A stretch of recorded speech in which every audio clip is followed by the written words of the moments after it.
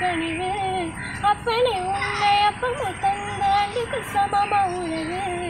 இறைவா ஒரு வரம் வேண்டுமே தினமும் உன்னை பாடும் அருள் வேண்டுமே